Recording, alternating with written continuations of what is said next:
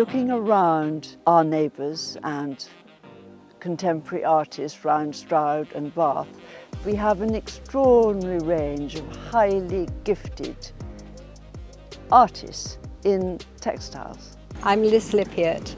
I'm a textile designer and known for a dévoré technique, which is a burnout of velvet, creating a 3D effect with the fabric. I'm Sue Bradley and I'm a knitwear designer.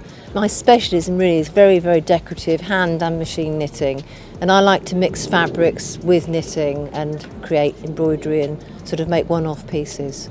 I'm Dorothy Reglar and I design and make garments from special fabric that will wear and get better as they get older. It's so exciting. The variety of work and skill, because not only do you have to have the skill to know how to stitch, but you have to be such a master of this skill that you can turn it into something extraordinarily imaginative that gives the wearer such pleasure. I think techniques are the most important thing in colleges, actually, that Yeah. really good techniques is what we had when we were at Cheltenham. Because if you sell, like I sell to places like Etro in Milan and big companies who absolutely thrive on being able to reproduce interesting techniques and original work. And I think that's where students need to not be afraid to play, but sort of really be trained in certain techniques. My first job after college was working for Belleville Sassoon in London, and I was in charge of all the embroidery they did in that couture house in the 60s. I was up for going to Southeast Asia to work with women to help them keep their skills alive. So off I went to the jungle on the Thai-Burma border, and I thought just for the year.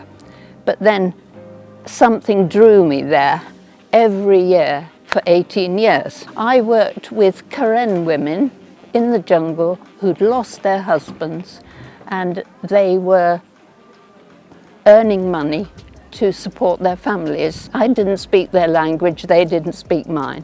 So it was through the sewing that we communicated.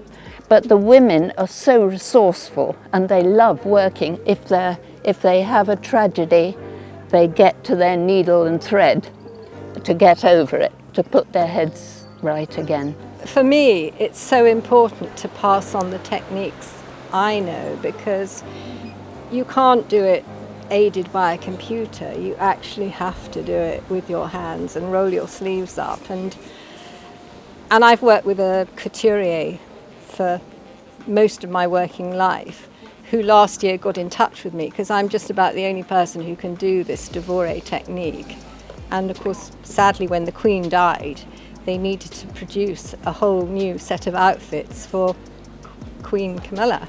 Hopefully people will realise how important it is and how very basic it is to life, you know, using one's hands to create things. I know on a computer you use your hands, but it's in a different way.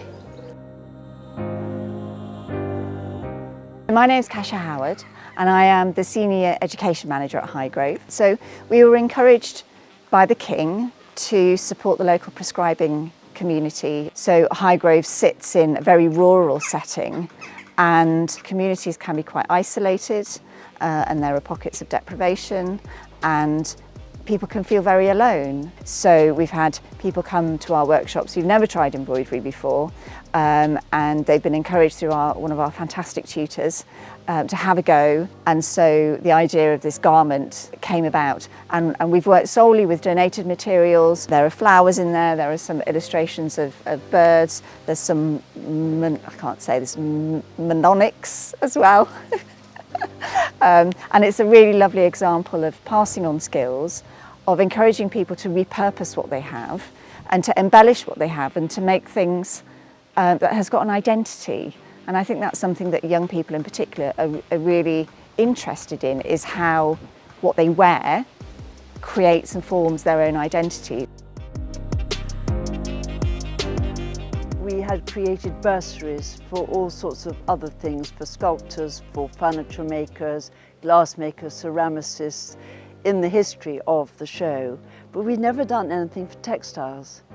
And textiles and sustainability and throwaway fashion, of course, are such a key note of present-day life, and we all must give thought to this. I'm Zena. I am founder of Rootful and a material innovator. I grow textile from grassroots. I have a very unusual path. I'm an underwater photographer. I have been for 30 years, and over the years I watched the plastic build up in the ocean, and it came to a point I just thought, actually, I don't want to do this anymore. I want to try and do what I can to make a difference, to make people more aware of the materials that we consume.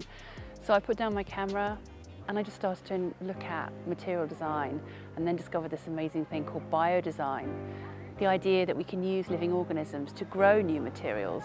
The roots compete with one another when they're in the soil, but grasses are quite different because they grow together as a colony. So they make this textile that's under our feet anyway, and we just don't think to look there. So it just takes 2 weeks for it to grow, and after 2 weeks I slice off the seed and the shoot and give that back to my chickens. And then I'm just left with the textile at the end, which I form and craft. So really all I'm doing is exposing a material, a natural fibre, and showing what we can do with it if we grow it in a certain way and design with it. So I was really delighted to win a gold medal at Chelsea Flower Show this year, and I was very grateful for the sponsorship that I received from the Quenington Trust.